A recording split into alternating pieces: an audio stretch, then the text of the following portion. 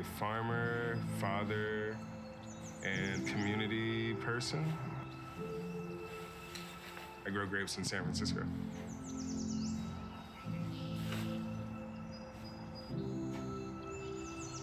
I've been in wine for probably 5 to 6 years from restaurants. I was the only African-American person that worked on the floor serving wine. So when looking at bottles in the cellar, I noticed that there were these domains, chateaus, people having generational wealth, and it made me just kind of think about, like, wow, like Black people like myself don't have this.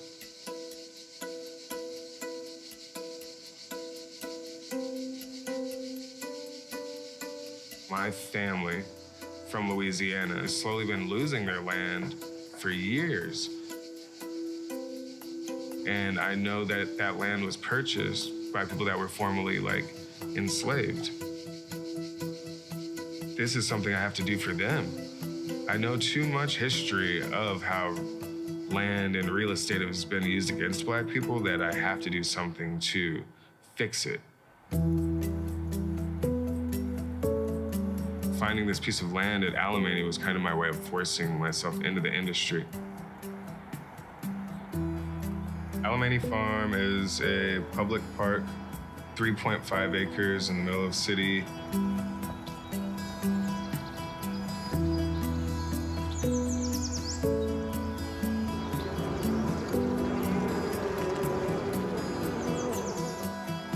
This farm is 100% free produce. Anything that you want on the farm, you can take.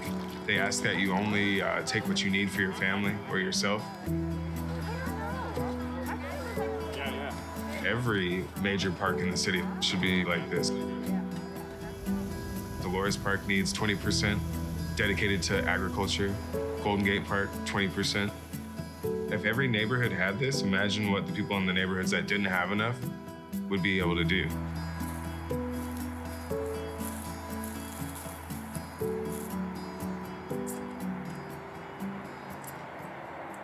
They're actually sweet. That's cool. Nature's working. Nature's doing its thing.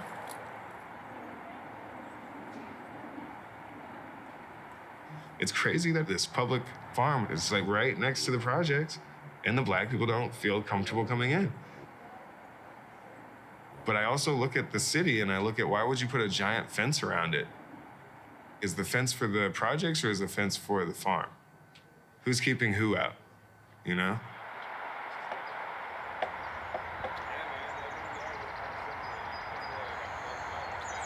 I feel like as the Black man on this property that I get to actually be the face and be the trust that bridges the gap.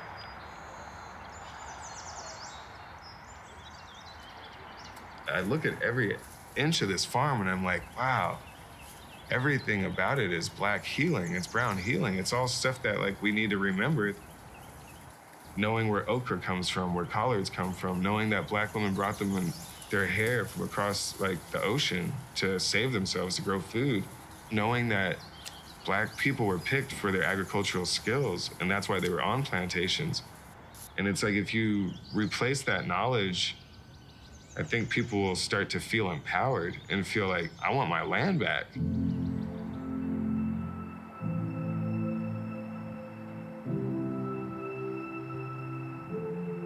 Right here is a collection of vines that I've been getting from all types of places all over California.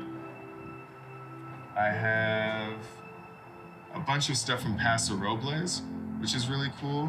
I got Quinoa. I have some old Zinfandel. What else? Japanese Burgundy. I'm gonna eventually build this, like, crazy library, this, like, living library space that other people can also come and, like, learn about, propagate from. I'd love to be the Black nerd. I really do. I want to be the Black nerd and, like, let other Black kids know they can be Black nerds and they can nerd out and we can make money and livings and write books and do whatever we want. Plant related, money related, life related, you know?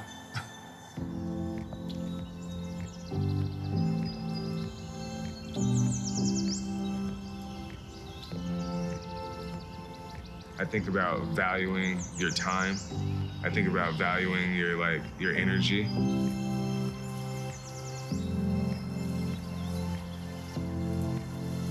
I'm always looking to figure out how I can get something done, even if it's the same thing and looking at it 50 different ways. You know, it's like I never give up on the things that I want. And I think that's being an entrepreneur, is like not giving up and seeing it through.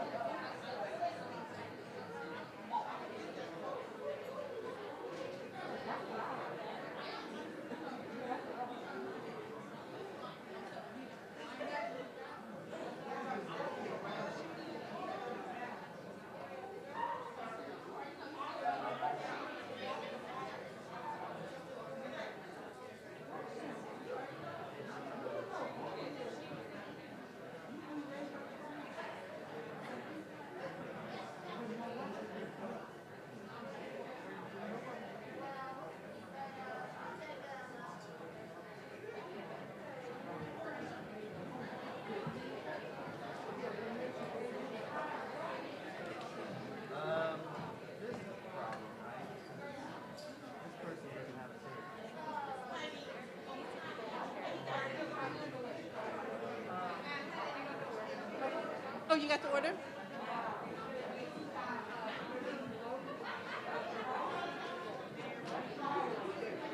Okay, great. She needs a what?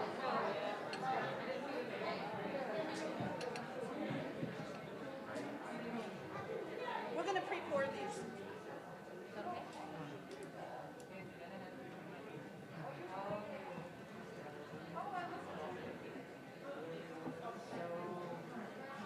I'm gonna see if I can find a small something. We have one over there. It's just not the exact same one. It's a similar size. I think Dr. Davis said she would be okay without water. Without water. I'm gonna take that on stage.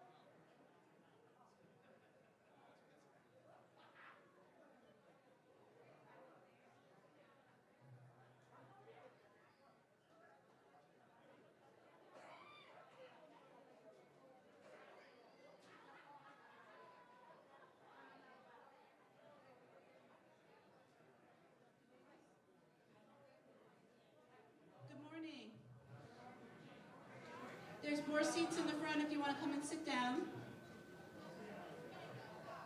And just to restate, everyone should have their mask on if you're in the carrette. If you're actively drinking or eating, that's fine, but please make sure your mask is on. There's also restrooms right outside the auditorium if you need to use the restroom. Good morning, all, and welcome to the Carrette Auditorium. We're very glad to have our partners and friends from the Dreamkeeper Initiative here with us today. The San Francisco Library acknowledges that we occupy the unceded ancestral homeland of the Ramaytush Ohlone peoples, who are the original inhabitants of the San Francisco Peninsula. We recognize that we benefit from living and working on their traditional homeland. As uninvited guests, we affirm their sovereign rights as First Peoples and wish to pay our respects to the ancestors, elders, and relatives of the Ramaytush community. I'm Naomi Jelks, and I'm a librarian here at the Main, and I also help manage this space. I'm very privileged this morning to open today's event. The work of the Dreamkeeper Initiative of righting the historic and systemic wrongs and making whole San Francisco's diverse Black communities seems tied to the work we do here at SFPL. Literacy is unmistakably linked to liberation. Literacy is cultural relevance, literacy is equity, literacy is anti-racism. Centering literacy for Black youth and their families is what we do at San Francisco Public Library. As we join together to mark the one-year milestone of the launch of this initiative, we are in excellent company. Today we will hear from distinguished philosopher and scholar activist, Dr. Cornel West.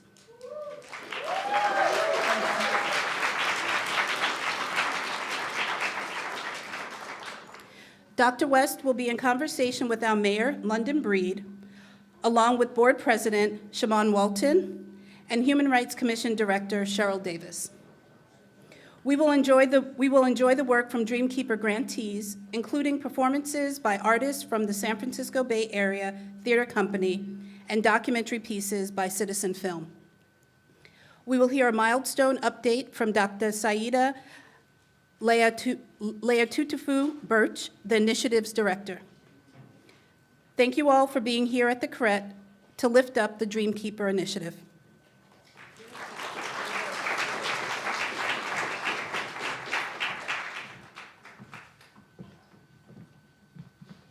Good morning. Good morning. Good morning. We are the San Francisco Bay Area Theater Company. We're going to perform some songs for you.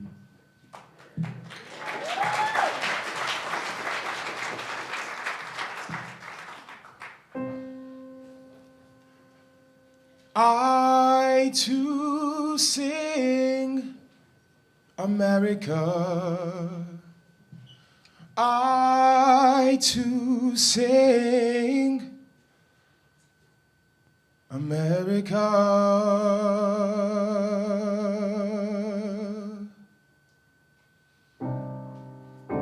I am the darker brother. They sent me to eat in the kitchen. When company comes, in the kitchen, when company comes. Ooh. I am the darker brother. They send me to eat in the kitchen when company comes. But I laugh and eat well. I laugh and eat well and grow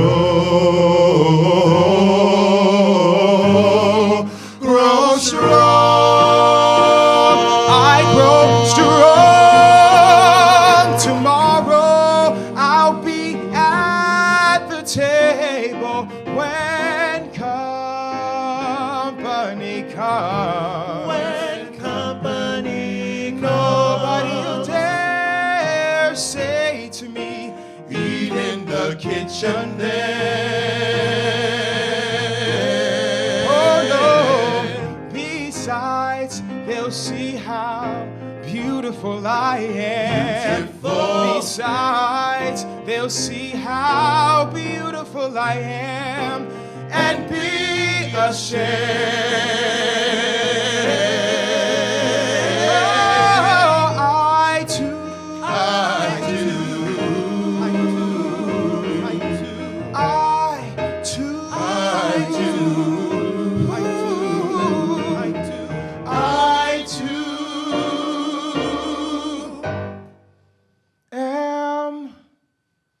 America.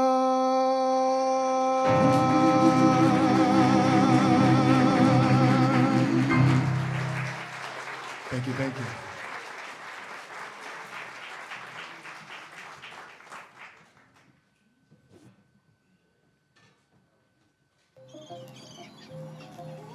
Mayday Hauling is a junk removal business based here in San Francisco. We service residential customers, commercial customers, and we pride ourselves in being efficient, being friendly, being knowledgeable about what we do. A lot of our customers call us back and refer us to other people, so that's what makes us special. Where'd you come up with the name Mayday? It's a distress call, right? For whatever reason, a lot of people who call me and want to use my service, there's always some urgency behind it. They need the stuff gone right away, or they've been hanging on to it and wrestling back and forth with letting it go. So when we finally come in and do our thing, there's a lot of relief. What is something you want to say to other Black entrepreneurs that want to start a business? I would say do it. Wherever they want to go is possible. They can control, their destiny too.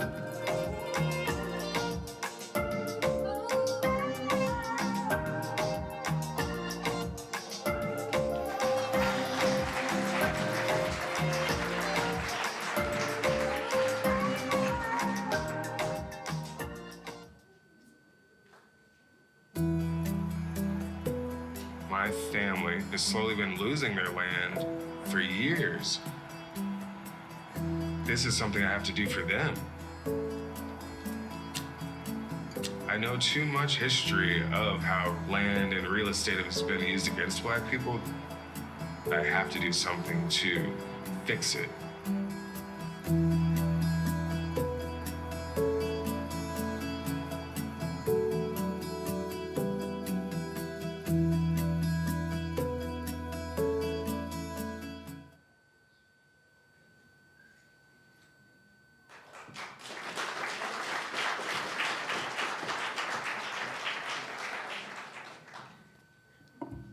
Good morning.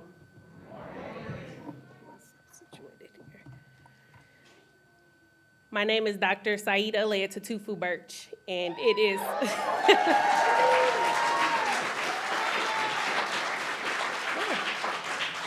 it is both an honor, a pleasure, and a blessing to serve as the inaugural director of the Dreamkeeper Initiative with the San Francisco Human Rights Commission.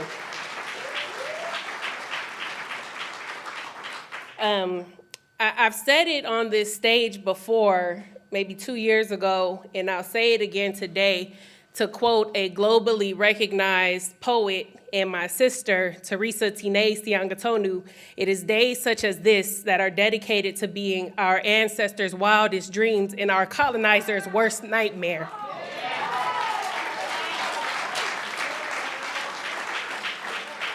When we have bold leadership such as that of Mayor Breed, of Supervisor Walton, of Director Davis, it is no coincidence that folks like myself, a Black and Samoan woman, can stand up here before you today, and I am grateful.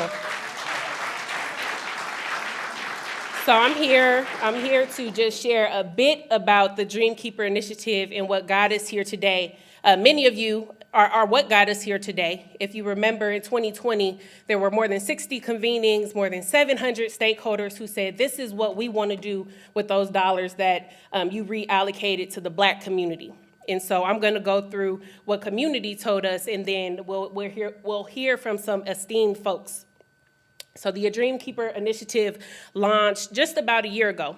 And what we heard clearly about the dream was that our goal is to dismantle anti-Black systems and structures that San Francisco's diverse Black communities may experience, San Francisco's diverse Black communities may experience a prosperous future where they are experiencing joy, where they feel safe, where we are able to advance economically and educationally, and where we are holistically healthy and thriving. And everybody in this room is a part of that dream or a part of that goal in maintaining that for San Francisco's diverse Black communities. In order to achieve that goal, what is our foundation? What do we stand on and what do we invest in? And so in order to accomplish the goal, the Dreamkeeper invests in a set of foundational actions which address the core structural actions we must collectively take to address the root causes, of racial wealth inequities. The actions together serve as the base for an action plan that creates systemic change and disrupt the status quo. So it is no accident that that action is there multiple times. I think we've heard for decades and for generations about all the talk with no action. And so this is an effort where we are putting action behind all the talk, where we are actually doing and walking our talk. And I am proud to be a part of such an effort. And so in no particular order, what do these actions include? One is creating culturally affirming spaces that celebrate Black folks. When we walk into a space such as this, when we hear beautiful voices in the form of the arts, how do we feel? Do we feel seen? Do we feel represented? The physical spaces that highlight the culture and beauty of San Francisco's diverse Black communities.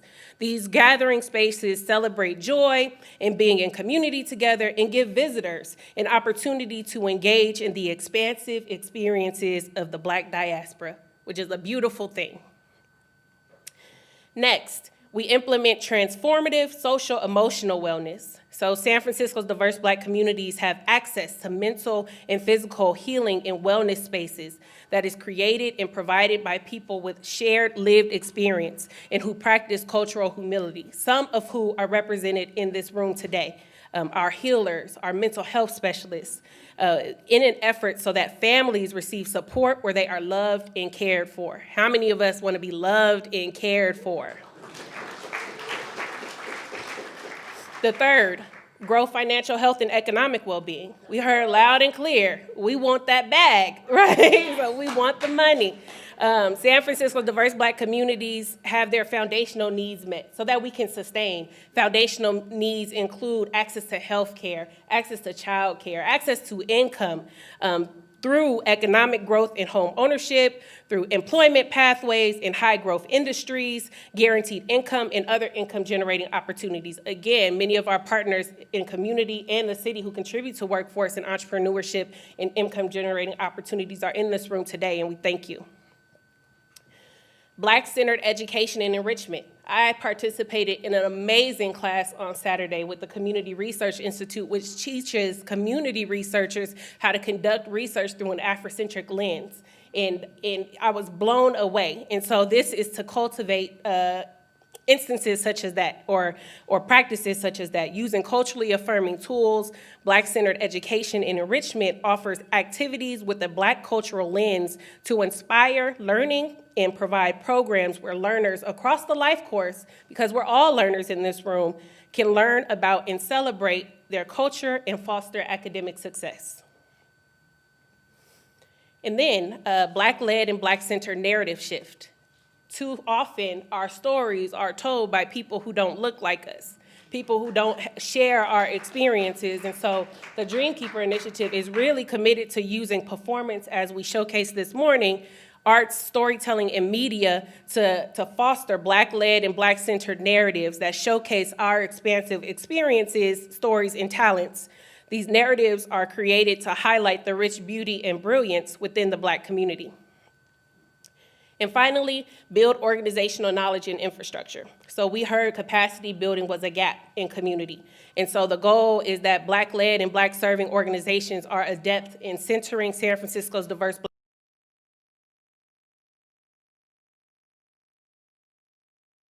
and practices are reflective of wanting to create change so that San Francisco's diverse Black communities may prosper. So all of these actions together will culminate, we expect, will land in a set of outcomes that would suggest that our foundational needs are met, as I mentioned, that we have access to education, childcare, foundational needs, that we can live the quality of life that we define for ourselves and not the life that somebody else says we should have. That we are being seen, heard, and valued, that we are in decision-making spaces, our community is activated, our power is activated, and that our systems partners, many of whom are represented here, are practicing increased transparency and accountability when they're making decisions around budgets and when they're making decisions around policy. And then in the long term, we expect to be healthy, wealthy, and thriving, to have everything we need to live the life that we want for ourselves and for the generations that follow, and that policies and practices will shift in our favor. And so what have we learned, and what are we going to see or hear more about as the panelists follow me? Some milestones. Over the last year, we've intentionally invested in advancing equity. So Dreamkeeper has invested nearly $60 million to 70 community organizations representing over 140 grants. And that is no short feat. So a lot of work has been happening, going on the ground. And so we thank you. I just want to take a moment to thank all of you who represent community, who represent those folks on the ground or in the trenches, as some folks like to say, to help create better outcomes for San Francisco's diverse Black communities.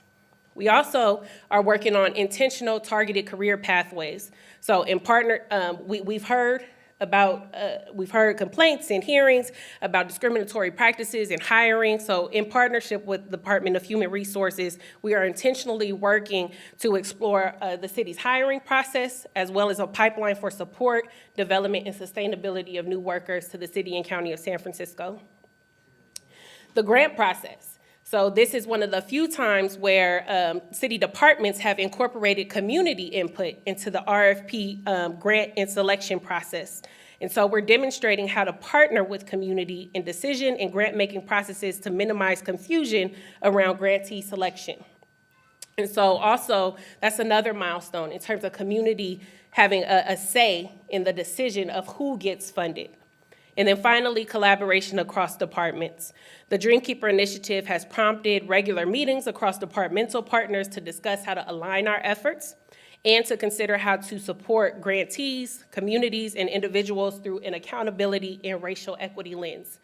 So a lot of work has happened over the last year, and we're really excited to continue this work.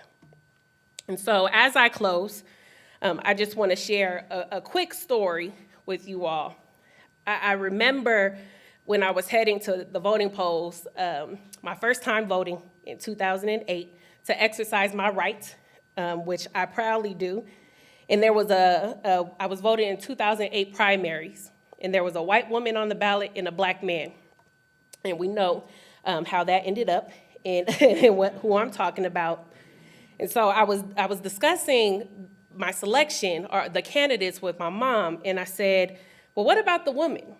And she looked at me, the way mamas look at their kids, and she turned and she said, you was Black first.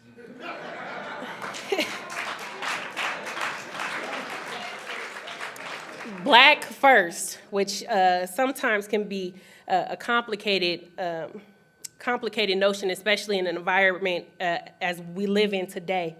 But I thought I was Black before I was a thought. I was Black before my Samoan father swept her off her feet. And I wear my Black and Samoan proud. I know that until my, thank you. I know that until my Black is free, my Samoan will never be free.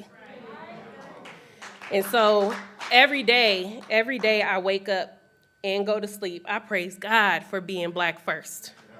I praise God for being Black and Samoan, for being Black and woman, for being Black and beautiful, for being Black and queen, for being Black and educated, for being Black and bold, for being Black and powerful, for being unapologetically Black, for being Black and revolutionary, for being Black and Black and Black and Black.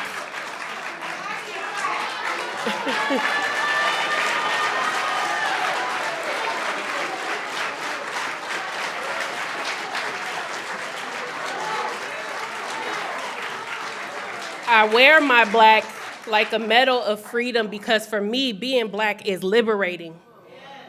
My fight, this Dream Keeper fight, is always, for me, always dedicated to dedicated to the endless fight for Black liberation and indigenous sovereignty. And so I thank you all for joining us in this fight and remaining steadfast, because our lives depend on it.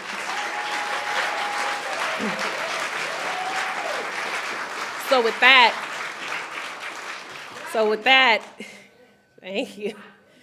I am honored to bring up again the San Francisco Bay Area Theater Company, and then we will hear from our esteemed panelists, moderated by Dr. Cheryl Davis, and our panelists, Dr. Cornel West, Mayor London Breed, and President of the Board of Supervisors, Shaman Walton.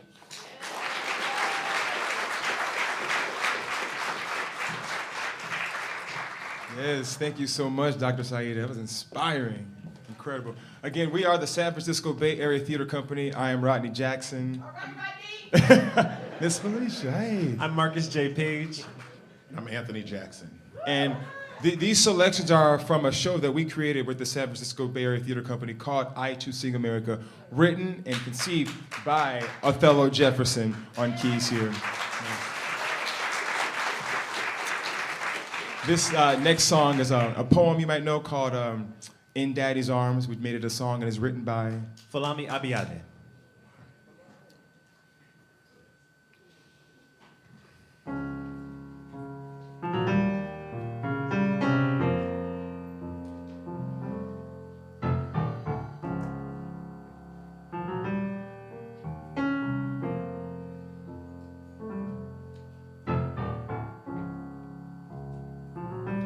In Daddy's arms,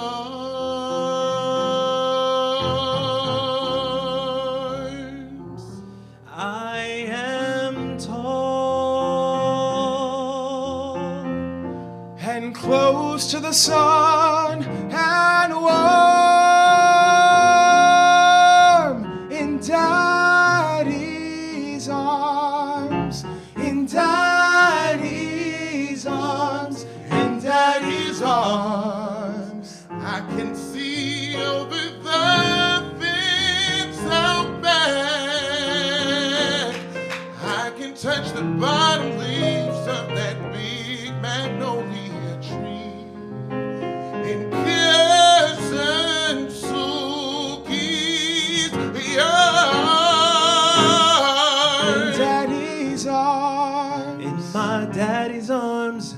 The moon is close, closer at nighttime when I can almost touch it. When it grins back at me from the wide twinkling skies.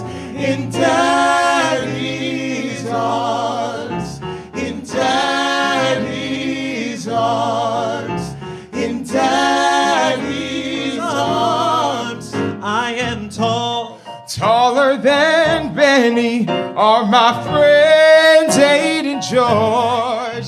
I am tall, Taller than Uncle Billy, and best of all, I am my ball even Steven with my big brother Jamal. in my daddy's arms, in my daddy's arms, Daddy's arms. I am strong and dark like him, and laughing happier than circus clowns with red paint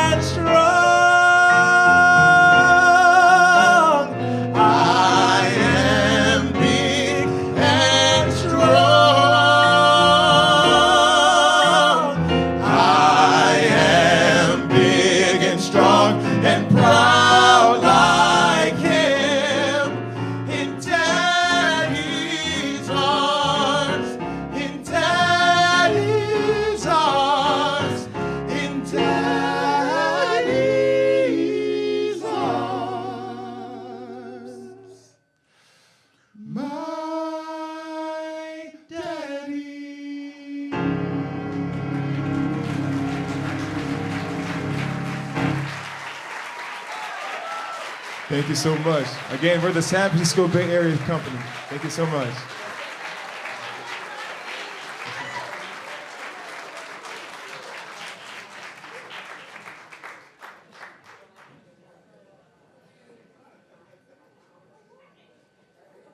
Good morning.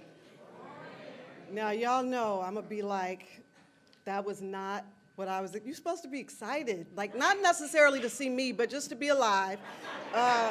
Good morning. So before we go much further, I know you all know I'm always talking about I used to be a teacher. I have to be in kindergarten teacher mode right now because I think folks have been asked to find a seat and not to hold the wall up. And so I'm going to ask those of you who can to find a seat because we don't want you. So I'm going to say this, and I know that this is being live streamed, but you know there are different sets of expectations when we do stuff with black folks. They will call the fire marshal on y'all because this is a black event, so please take your seats. So first off, I just have to say I feel like I was in church just now. I want, first and foremost, as we do this work, so often we get so consumed with doing the work, and I want to make sure that we are doing our part to make sure that the next generation of folks has been supported to step into leadership. And I by no means have anything to do with the amazingness that is Dr. Saida Leah Tutufu Birch. But I was moved to tears just listening to her speak. And just knowing that if she is doing this now, y'all better watch out and stay out the way because she is paving a new path and doing work that is going to transform. So I just want to publicly thank Dr. Saida for stepping into this work.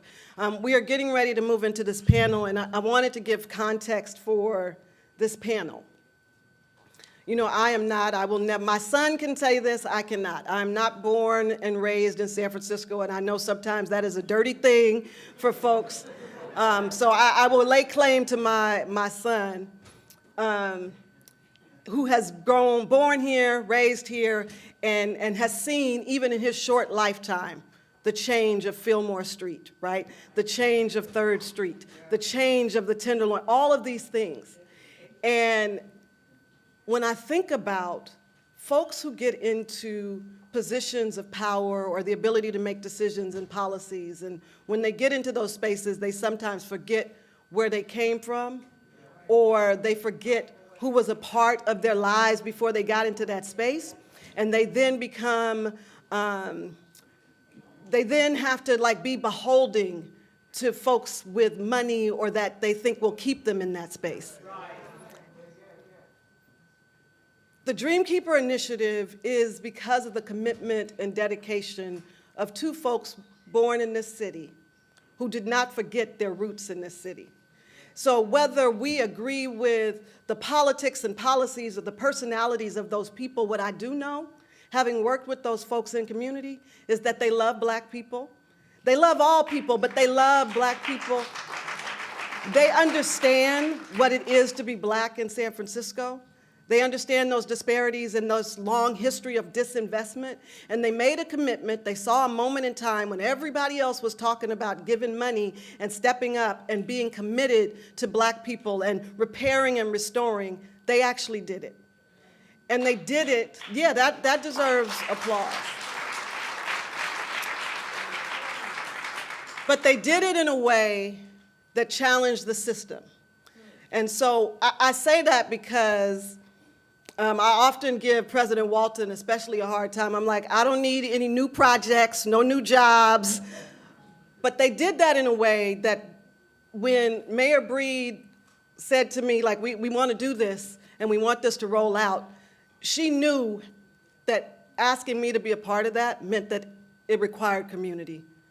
The only reason I would say, not because I'm smart, intelligent, or anything. I think the only reason they selected and chose to have the Human Rights Commission be a part of this is that they know the Human Rights Commission will put community first.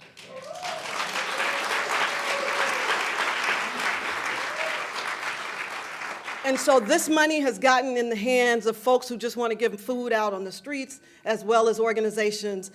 That is transformative. And so today, this conversation is about this work that's being done in San Francisco that is informed and led by community, and how that is really a very different version from the commitments that have been made on a national level. And so part of this conversation, I was talking with Dr. West maybe last month, a couple weeks ago, and we were talking about what San Francisco is doing that really nobody else has done to this scale. And I said, well, would you be willing to come and have this conversation and dialogue in public? And so he said yes, and that's how we're here today. So I want to invite up President Walton, Mayor London Breed, and Dr. Cornel West to the stage for this conversation.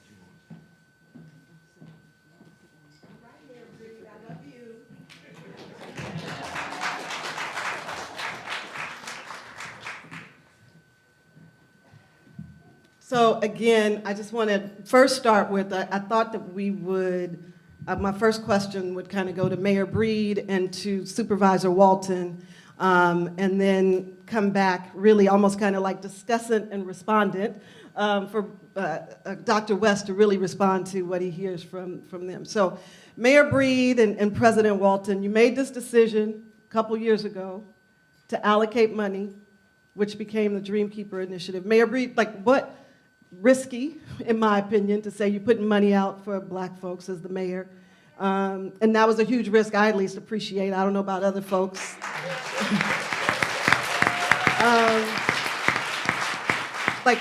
Why do that? In the politics, in political, and where there aren't enough Black people to get you reelected. Well, first of all, I'm being honest, y'all,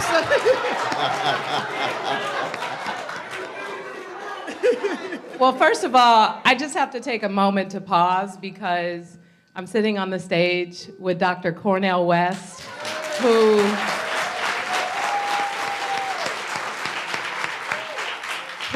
was and still is an icon, not just around philosophy, but around just African American people and analyzing the struggles and the challenges that exist and putting them into a context in which this country continues to try and abide by. And I remember studying Dr. West at Davis, and the first time you came to San Francisco, I was a little starstruck, but so grateful for your work, your advocacy, and your consistency in fighting for African Americans in this country. So it's an honor to be on this stage with him to talk about something that is really near and dear to my heart. And I truly feel blessed to be in a position like this because I really never thought something like this could happen to someone like me.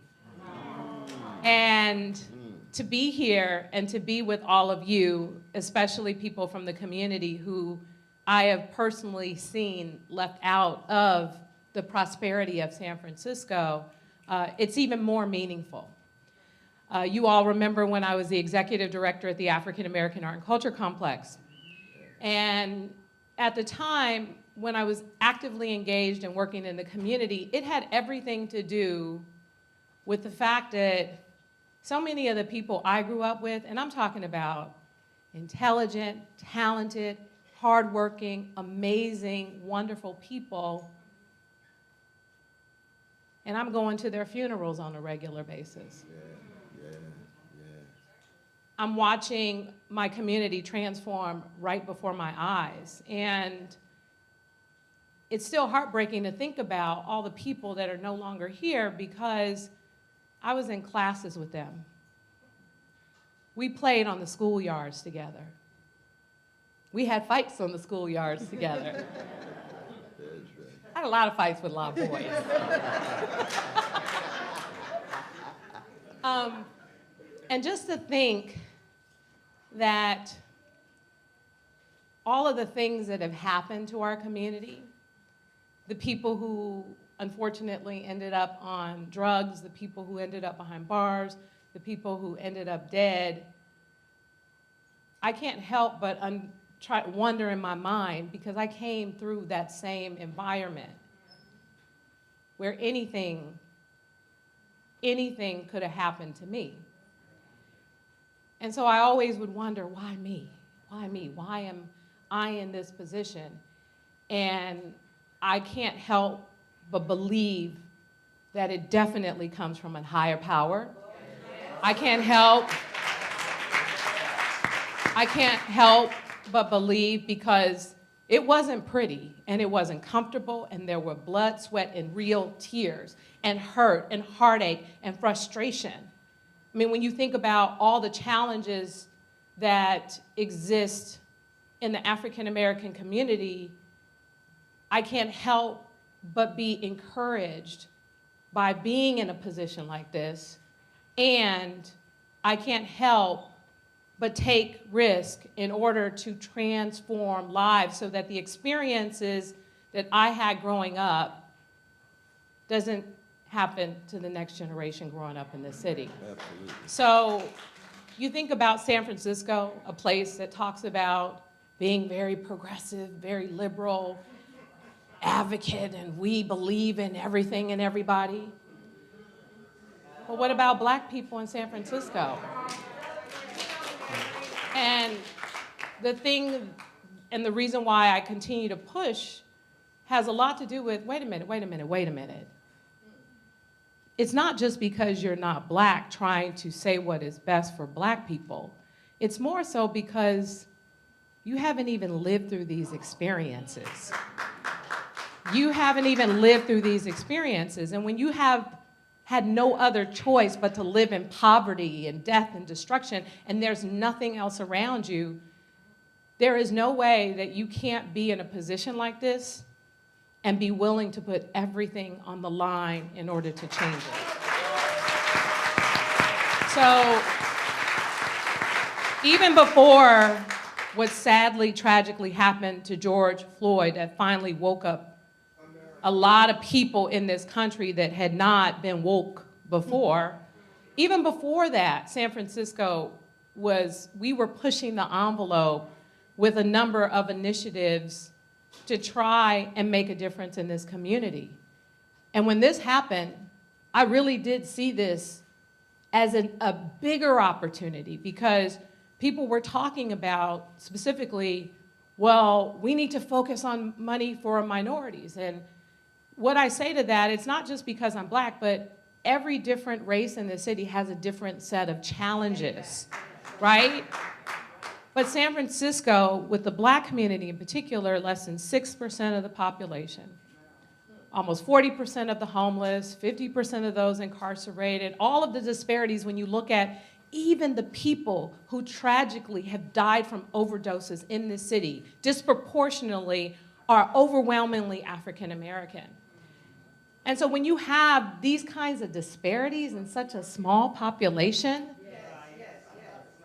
it is your responsibility as a leader to acknowledge it, to make the investments, to make the policy changes, and to be unapologetic in the pursuit of what needs to be done. So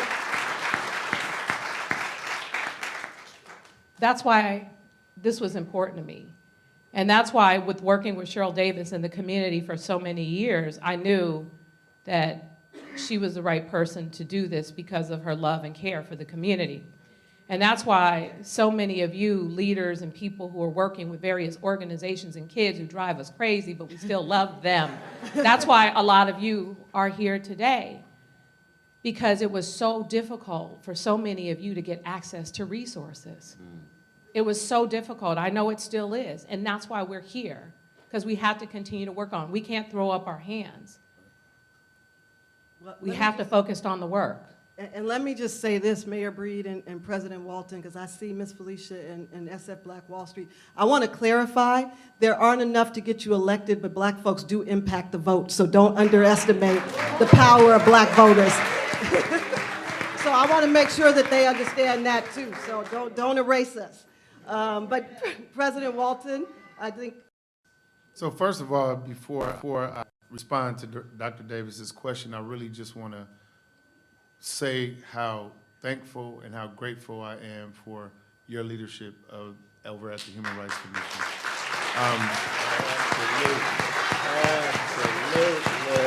When the mayor and I fought to redirect the resources to the black community, and we had conversations about how we were going to do this, I could never have imagined the Dreamkeeper Initiative would be the fruits of those conversations and be the fruits of the resources that we carved out. So you and your team at the HRC, I want to make sure that you are commended. I want to make sure that you are acknowledged publicly, because this work that happens on the ground really starts from your leadership and starts from what happens at the Human Rights Commission.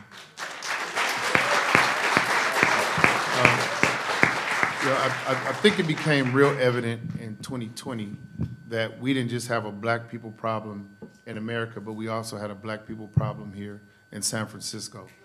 And a lot of times with all the great work we do, and we are ahead of the curve in a lot of areas in terms of addressing inequities, in terms of addressing injustice, but most certainly we are the bottom and the back when it comes to making sure that we look out for black people.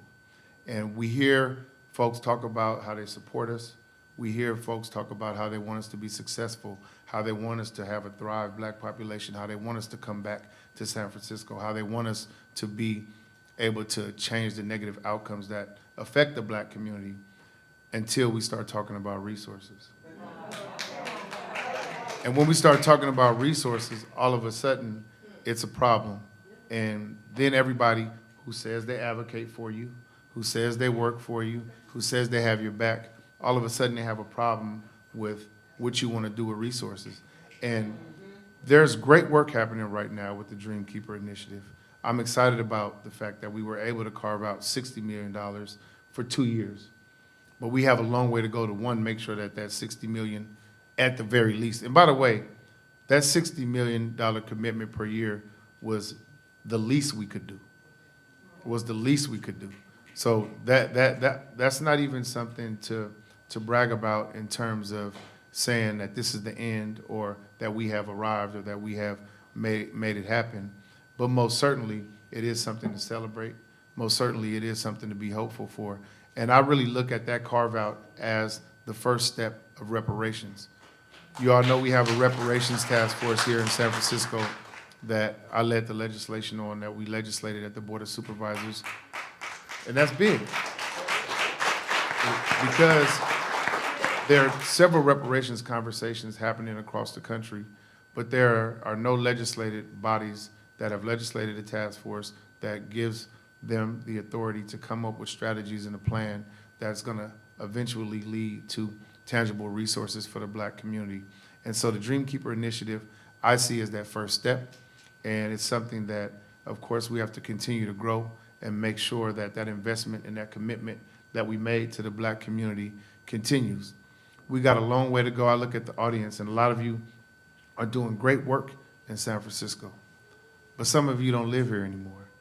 And it's not because you don't want to, it's because you can't afford to. So when we talk about home ownership, when we talk about mental health and wellness, when we talk about the over-criminalization, over-incarceration of black people, when we talk about the fact that we have so many black folks who are incarcerated for marijuana, and now we have so many white folks who are having booming businesses and who are able to feed their families and make a living. So we have to get those convictions thrown out for our folks so that they can thrive. Because when you do something wrong, you have to right it. And that's what the Dreamkeeper Initiative is about. It's about addressing the wealth gaps that exist in our communities. It's about making sure that our children and our grandchildren have an opportunity to thrive in San Francisco. And the mayor always talks about the fact that if she's the last black woman mayor of San Francisco, if I'm the last president of the Board of Supervisors as a black man, then we haven't done our job. And so we have to make sure, not only through the Dream Keeper initiative, but every policy we make, every strategy we put in place, the way we walk through our communities here in San Francisco is providing an opportunity for the next person to be in leadership, because that is more important than what we do today, but making sure our future can thrive.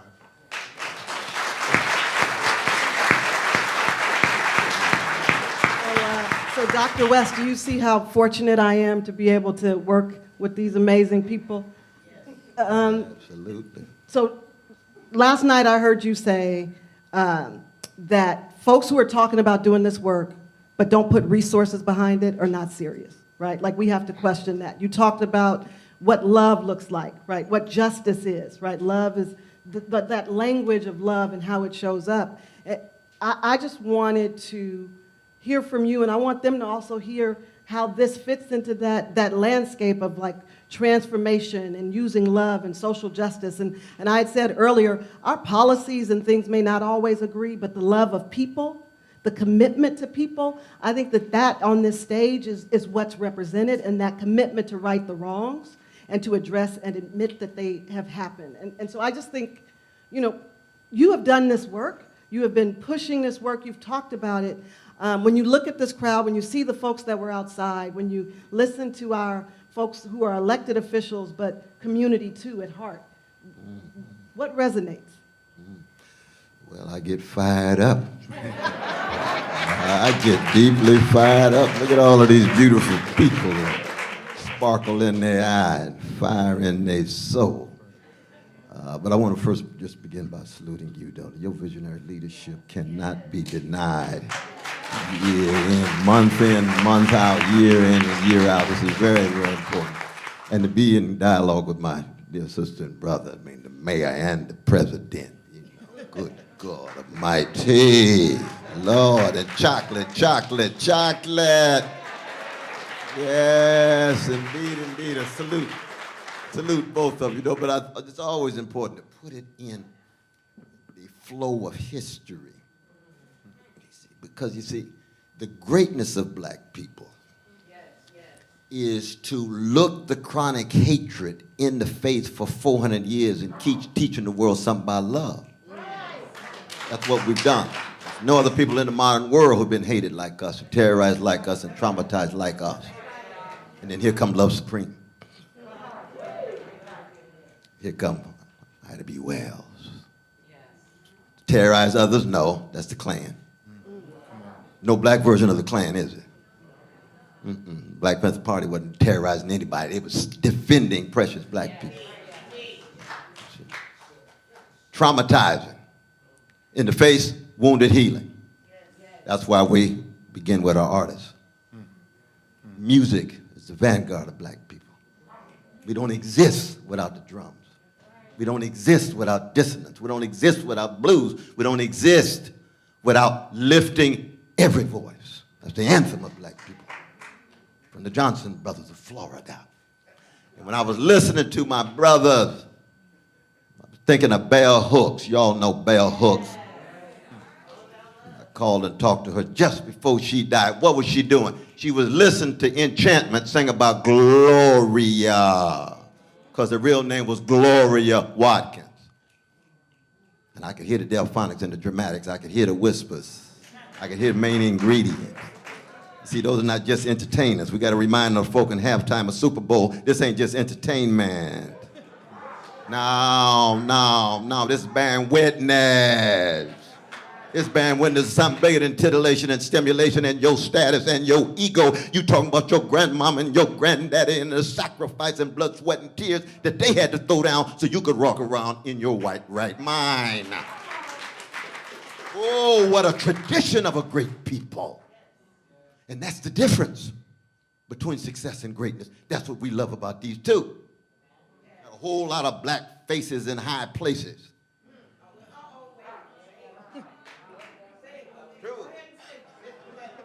Don't forget you in San Francisco. Some of those folks, they loved here. No, but it's a beautiful thing because black success is always worthy of a certain kind of celebration. All of the hatred and terror and trauma coming at us. from a great people. And if you are an example of black success, the question becomes, will you opt for greatness? And somewhere I read, he or she is greatest among you will be your servant. What you do for the least of these, those Sly Stone, the genius from Vallejo, call everyday people. Another genius from Chicago named James Cleveland called them ordinary people. What you do for them is greatness. And so you got black success, and then the question is using the kind of power you all have. And most importantly, keeping the humility there. A lot of people get so black success, they think they messianic. No, get off the crack pipe, get off the crack pipe.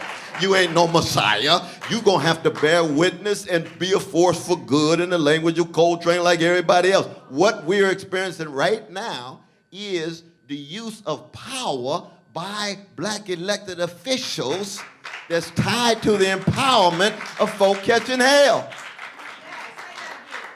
You know how rare that is these days among black professional managers who like to trot themselves out like they peacocks. Look at me, I'm the most successful one.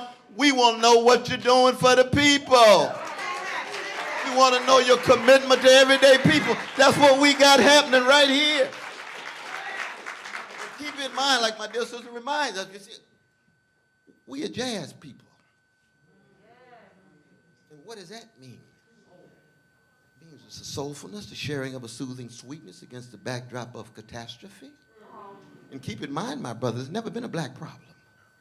There's been catastrophes visited on black people. Very important. I say that in love. You know that. He's my dear brother. Just met him, but he's my dear brother forever. Forever. Oh, that's true. It's true, you see. Because so the meaning what? Meaning that, you see, in these instances, we're willing, just like our musicians, to give ourselves, to empty ourselves with courage, vision, to do what? Every time you hear a song coming out of the soulful tradition, it is shaped by the voices of the past. And in the black performance, there's an authorizing of a future that's a better future rooted in the best of a past. Let's call it Sankofa. You refuse to move forward until you're connected to the best of your roots. Your R-O-O-T-S so that your R-O-U-T-E-S, the routes that you can take, it frees you up in the quest for truth and beauty and goodness. And I'm a revolutionary Christian, so I'm still tied to Jesus, a sense of the holy. A sense of the holy. We just lost 57 years, and 4 days ago, a brother named Malcolm X. I don't exist without Malcolm X. He's a Muslim brother. That's all right because his love is as concrete as a heart attack. You can feel it setting the standard. You can hear it in Aretha's music. You can hear John Coltrane's horn. You can hear it in Mary Lou Williams' piano. That's the caravan of love that the Isley brothers sing about. And what is love? What we here for? A steadfast commitment to God's precious everyday people who catch hell day in and day out, and for 400 years have been rendered so invisible we can't even talk about reparations. But let America go to war. Let them go to war and see how they find trillions of dollars overnight. That's how warped the values are. That's how sick the soul is when it comes to your priorities. We find out what you really stand for. You watch how quickly they're going to mobilize trillions of dollars now that the war is on. But the precious brothers and sisters on the corner, all of a sudden things get tight. We got austerity, budget can't. Oh, I see. I see. Uh-huh. But we got some elected officials that say, given all that's coming at them, and you got to understand a whole lot's coming at them, They can't even tell you the full truth. That's right. So to that They point, bouncing back. they bounce it back. That's very important. That's right. Because they can bear witness with the success and the greatness at the same time. That's a beautiful thing. A lot of success on halftime of Super Bowl. But we didn't see too much John Carlos and Tommy Smith moment, did we? We didn't see too much Muhammad Ali moment, Gil Scott-Heron, Nina Simone moment. Can you imagine if they gave Curtis Mayfield a billion people platform at the Super Bowl? That brother's genius would have been manifest in such a way that every black person be walking around with dignity, told the truth, played his guitar and told the truth. Wasn't just spectacle. Had spiritual substance to it, political courage to it. That's what we're here for. And we're just cracked vessels trying to keep alive the best of a tradition of a great people. So, I mean, Mayor Breed, I don't even know how we build on all that has transpired out of the words and the mouth of Dr. Cornel West. But I think one of the things that you talk about is taking that political power, building on that, and I think the work that's been done is not in isolation, right? It is informing practices and policy systems changes that not just black folks benefit from. Like we've often said that when you make the way and when you do the work, whether it's rising tide floats all boats or whether it is when you take care of the folks most in need, other people benefit. We've seen that with the work with Dr. Colfax and the work that we're doing with MOCD where the down payment assistance now has gone up for everybody because it went up for black folks, right? That it is informing systems change when we target folks most in need. And so this idea of this initiative for folks who are like, it's only benefiting black folks, like that aside, we know that in benefiting black folks, it's actually benefiting the city. So what do you say, like in those moments when the whataboutism or what about us or what about these other groups challenges your ability to move in this space? Right, to be able to move this work because you know that it's bigger than the folks sitting here in this audience. Yeah, and as I said earlier in my opening remarks, there are different communities with different disparities.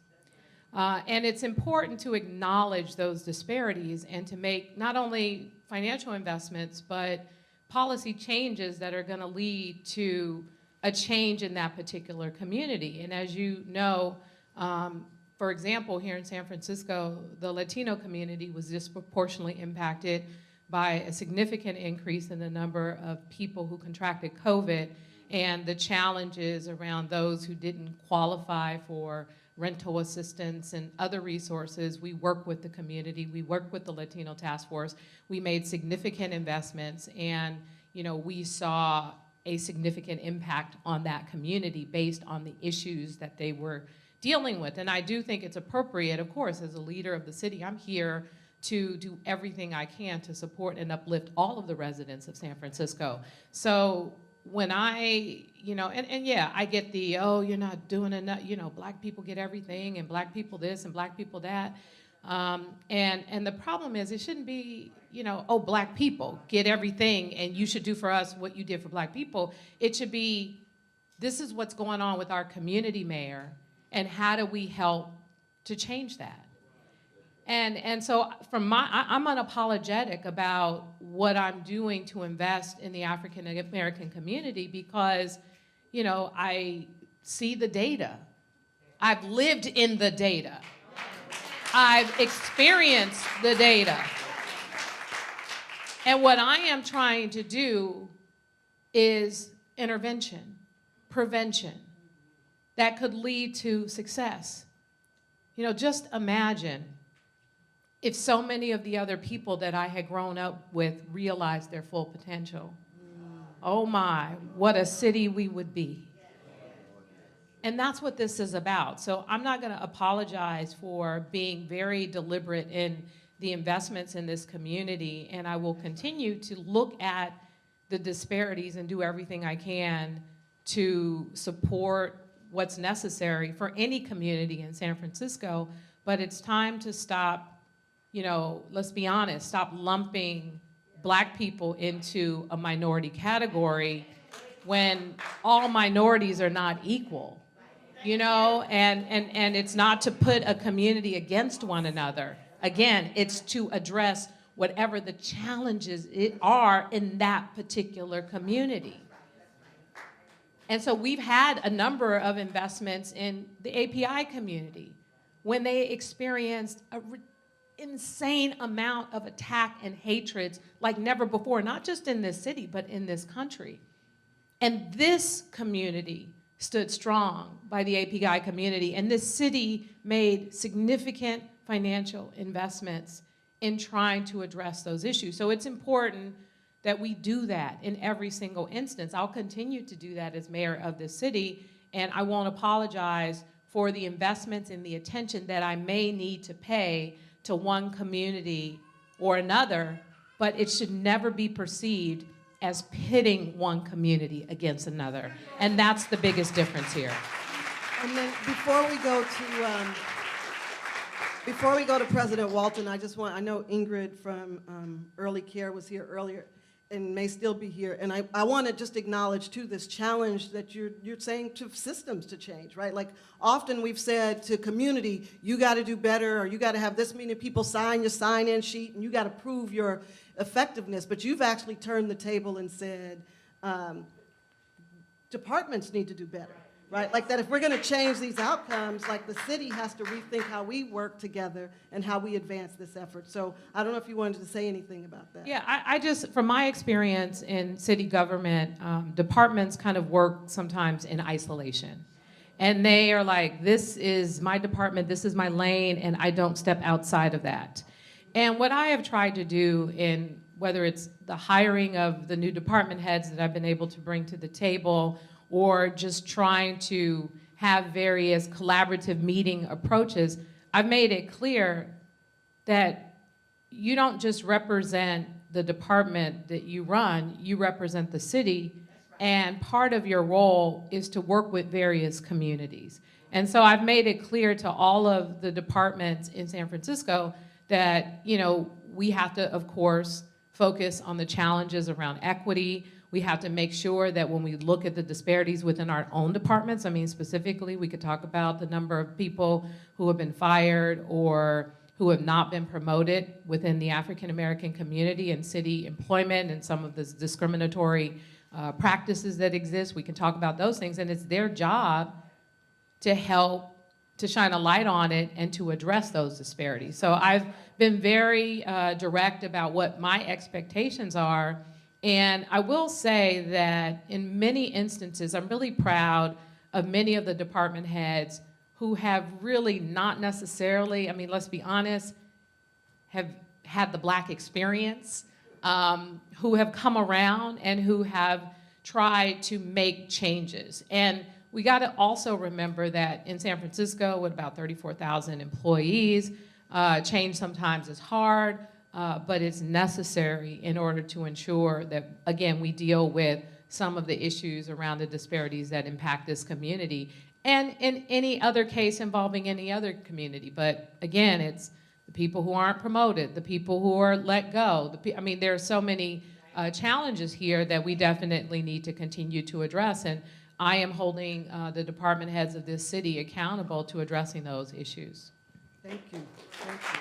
And I know you're going to have to slip out for your official duties in a moment, but President Walton, with all that's going on and your commitment from the hearings to the things that Mayor Breed mentioned for the employees to this investment in Dreamkeeper initiative, like what's your hope and goal? And you said a little bit about like it extending beyond the terms of you and Mayor Breed and leadership, but like what's the vision from here?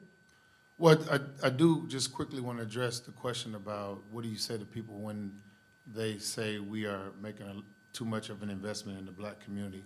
Because here in San Francisco, we don't have enough investment in the Black community. If you look at home ownership, if you look at criminalization, if you look at the gaps in achievement for our young people, if you look at all of the issues that affect Black folks in the city, if you look at the decrease and decline of the Black population here, in San Francisco. Those are the things that tell you, one, we don't need to be apologetic about supporting the black community, but two, until you address those issues within the black community, we won't have safer communities. People won't come together in unity. And so it's real simple, and I know this is an old cliche, but you're only as strong as your weakest link. In a chain, that's serious. If you're on a bicycle, once that link breaks, there's nothing you can do. You can't ride anymore. If you are on a boat and there's a hole in the left side of the whole boat is going down. Not just half of the boat, not just a part of the boat, the whole boat is going down. And so we have to invest in our community to ensure equity across the board. And if you want to see crime go down, if you want to see hopelessness go away, if you want to see despair go away, then you have to invest so people have options. There's a reason why most of the folks in this room aren't going to leave here and go out and commit a crime, aren't going to leave here and go do something stupid, because they have options, because they have received some type of mentorship, some type of support that has demonstrated to them how you can be as a human being if you are afforded opportunities. So that's why we don't apologize about investing in the black community. That's why people have to understand that this stuff doesn't happen in a silo. Delane Easton, who used to be the state superintendent of schools, used to always talk about, people be like, why are you concerned about other people's children? I'm only concerned about mine. Well, when you hop on that airplane, that pilot is somebody else's child. When you hop in that Uber or that taxi cab, that driver is somebody else's child. So if you're not concerned about somebody else's child or somebody else's children, then at the end of the day, it's probably going to affect you.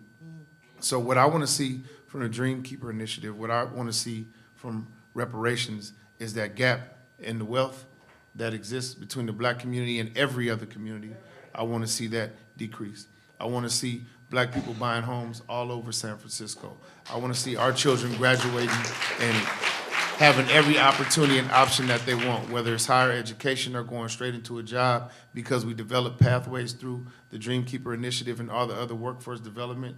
That's what I want to see. These disparities that continue to exist, I want most of them to go away, but at the very least, decrease so that we can thrive in this city like everybody else, so we can walk to work, walk to school, raise our children, and not be bothered just because of what we look like, and be celebrated because of what we look like. Thank you. So, I think Mayor Breed is going to have to slip out. I don't know if you wanted to say anything before you, because I want to, I know, I was like, well, I'm like going to Dr. West now. I know, right. I want you to jump in there, Dr. West, as we kind of come to this space. What do you say to the people? What do you say to these leaders as we come into this 1 year? And I know some folks are like, it's been a year, I still ain't got my money. It's coming, it's coming. But like as we move through, but through this space, through this phase, like how are we doing this work? How do you encourage the leadership? How do you encourage the folks? And how do you challenge the folks that say it's not enough? But I say it's a beginning, and I also believe, and I'm not national, what is it? I don't think anybody else is doing it like this. There's certainly something special happening in San Francisco. There's no doubt about that. No doubt about that. But when it comes to the sacred needs of our people, it's never enough. They can't bring back the bodies on the floor of the Atlantic Ocean. They can't bring back the precious bodies on the trees lynched, the strange fruit that southern trees bear that Billie Holiday sang about. You can't bring them back. Can't bring back the ones that the police shot down like a dog. So it's never enough. But the crucial thing is, we got to do all that we can with what we got. That's the crucial thing. That's why history is so important. Now, you all know Mary Ellen Pleasant. First black millionaire in the history of a New World Africa. Where's she from? San Fran. Exactly. She married a robber baron. He dropped dead. She got the money. So overnight, she's a success. But then the question is, what's she gonna do with it? Frederick Douglass, take hundreds of thousands. Sojourner Truth, take it. Harriet Tubman, I hear you going back into the belly of the beast. You're gonna need some money, child. Gave a white brother, John Brown, would let you know it's not just a function of skin pigmentation, it's a function of spiritual formation and ethical cultivation. You got a whole lot of black folk who love everybody but black people. Oh yeah. No, we talking about morality and spirituality. I'm going in the hole with John Brown. Might not have the same rhythm I got, that's all right. His heart is in the right place. Mary Ellen Pleasant gave him $600,000. That was the note he had in his pocket when he was executed, from the black sister from San Francisco, the godmother of human rights, not just in California, but the country. That is greatness. If we lose sight of the examples of greatness, we fall into both despair, but also forms of success where we're well adjusted to injustice. I want to be maladjusted. Come on. Well adopted to indifference. And indifference is the one trait that makes the very angels weep. Rabbi Heschel say indifference, the evil's more insidious than evil itself. You turn your back on the vulnerable. You see your brother and sister on the corner. I saw so many of them on the corner. I had long dialogues last night trying to get to the hotel. And it wasn't just money, and I let my cash flow, but it was dialogue. Because it's soul to soul and eye to eye and person to person. And you say they are just as precious as any 1% living in whatever section, Knob Hill or whatever hill you got in your city. Each person made in the image of God with a preciousness and a pricelessness. And if you believe in that, then you're going to end up figuratively and symbolically following Jesus into the temple and pushing out the money changers, not because they're rich, Come on. but because they're too greedy. That's Christian hatred. You hate the sin like greed. You hate the oppression. You hate the domination because you love the people.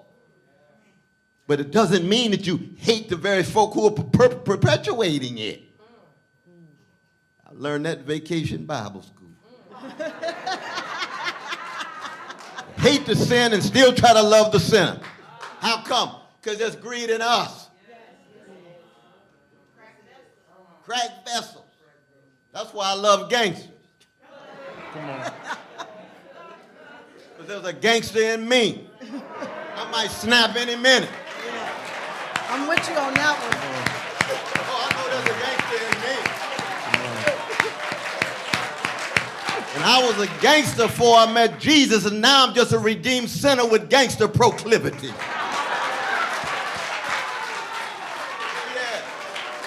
And so when we work together, we got one love, but love takes a number of different forms of manifestation. See, as a supervisor, he got certain kind of constraints he got to work with. And he's trying to broaden them out. As mayor, we got to pray for both of them. But in their lane, they got to be great. I'm not in their lane. We start with the musicians, right? The blending of the voices. If one voice trying to be a copy of the other voice, then it's not going to be a high-quality collective performance. Be like the Golden Gate Quartet. Be like the Mighty Clouds of Joy. Be like Aretha with her sisters. It's the blending of the voices that escalate the quality of the collective performance that impact the soul and bodies of others so they can get up and run and straighten their backs up. And anytime ordinary people straighten their backs up, they're going somewhere because folk can't ride your back unless it's bent. That's who we are. That's where we come from. That's the greatness of black people. And they can try to shut us down and shoot us down. Because black love ain't nothing but a crime in a white supremacist world. If you fall in love with black people, get ready to be lied on and rebuked and scorned and misunderstood and misconstrued. It ain't about that. It's about the suffering and the overcoming of the suffering and the memory of those who had the courage. Because what did Mary Ellen Pleasant say before every speech? And I'll end with this. She said, I'd rather be a corpse than a coward. That's Mary Ellen Pleasant, San Francisco. Chocolate side of San Francisco. Rather be a corpse than a coward. Rather be dead than afraid. Rather be... That's Frisco. I ain't doing nothing, just bring your history to you. I'm just bringing your history to you. And look at what we got now. Look at what we got now in leadership. Putting a smile on her face. Look at what we got now. This sister just got her doctorate just a few weeks ago, and she's still humble about it. Look at, this is what we're talking about.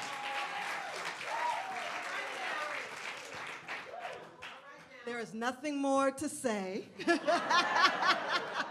I know that the Batco guys are coming up to sing. I just want to thank everyone for being here. I want to thank the folks here, Mayor Breed, who I know folks challenge all the time, but I say when they challenge, I know from on the ground, in the heart, that her commitment is to doing. She took this job to make the city better, and so I know that's the goal and the motion and the movement that she's in. So I want to recognize and acknowledge you from that landscape.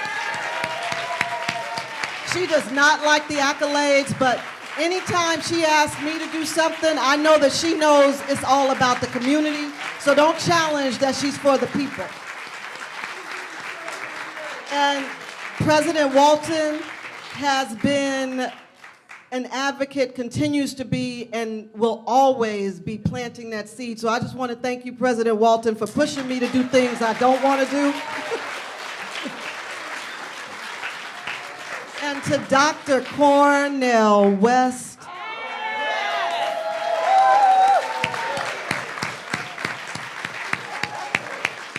I'm going to say again, many of you know I grew up in the church. I used to be more active in the church, not telling my business. And y'all know it anyway, guys. The streets be talking. But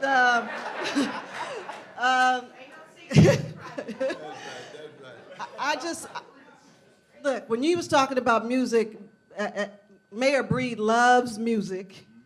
And again, this was to me a moment of spirituality, not religion in the sense of that, but the ability to, I was reading this morning, the Negroes Church, and that idea that the church is where black folks went to release their emotions, right? To have that moment, to hear, to be inspired, to cry, and be moved by the music. I want to thank all three of you because you have inspired me, you have touched my heart, and you have brought that true sense of church to this moment, to this time, to this place. Thank you. Thank you. And I know Commissioner Clopton has gifts for you all. Thank you.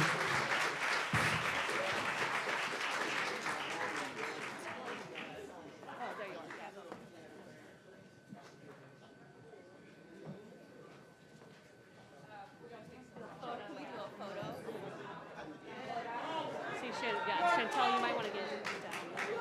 So they're going to do your photo and do them all. Black love!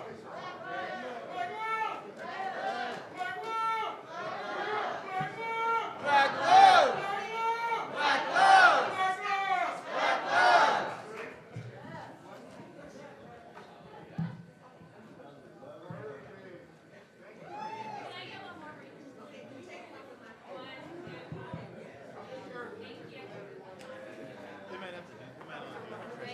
We got one more song for y'all. Mayor Breed, we got one more song for you. Can we sing one more song for you, Amen? Can we Let's get one? Shall we start singing it now for you? I love it.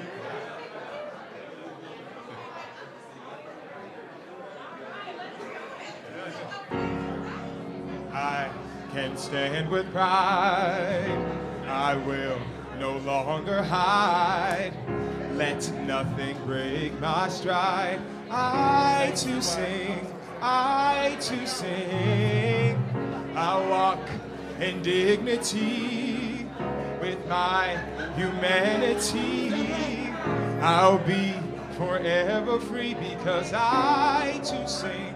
Yes, I to sing. Hey, mama, sorrow, doubt, and fear replace with joy and cheer. My voice now all will hear.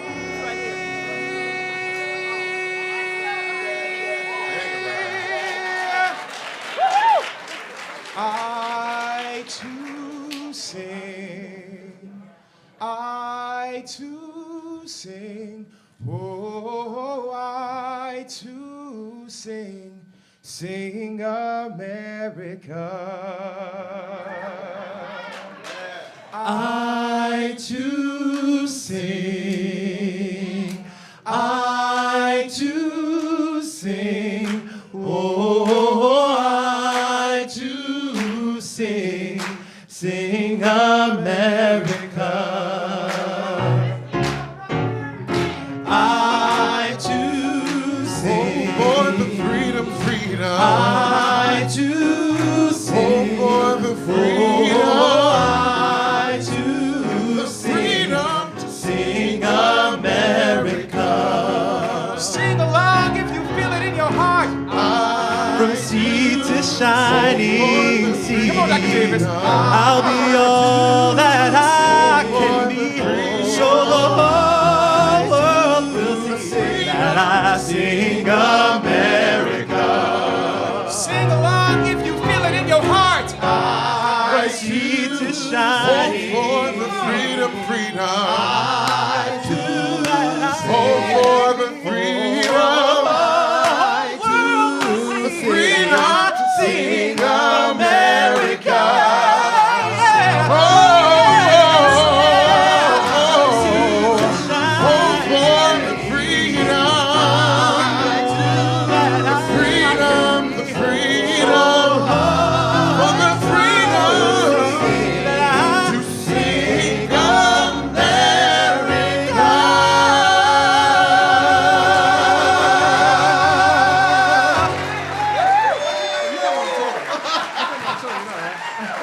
Thank you all so much.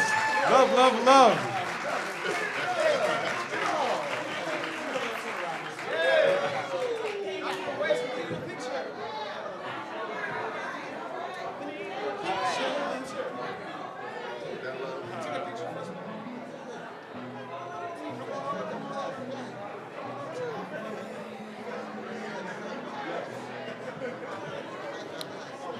All right.